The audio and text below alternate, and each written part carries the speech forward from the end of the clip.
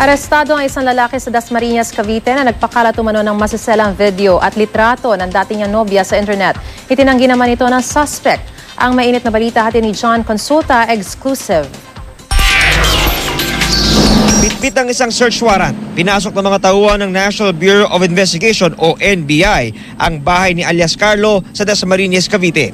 Hindi na nakapalag ang suspect nang agad sinimulan ang paghahalugog sa kanyang bahay at sasakyan.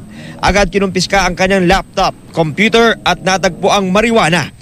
Si Carlo ay inireklamo ng kanyang dating nobya matapos daw ikinalat nito ang kanilang sex video at mga sensitibong litrato sa kanyang Facebook account at in-email sa kanilang mga kaibigan. Lagi niya pong sinasabi sa akin na sisirain niya yung buhay ko. Hindi daw po ako magiging masaya. Hindi niya hahayaan na maging masaya ako.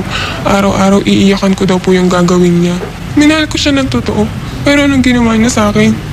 Tinaboy niya po ako. Ha? Wala. Hindi totoo. Gagamitin ng NBI ang mga nakalat nilang sensitibong video bilang mga ebidensya. Bali 3 kaso ang haharapin niya. Anti-voyeurism law, violence against women and children, at saka yung violation sa drugs. John Consulta, GMA News.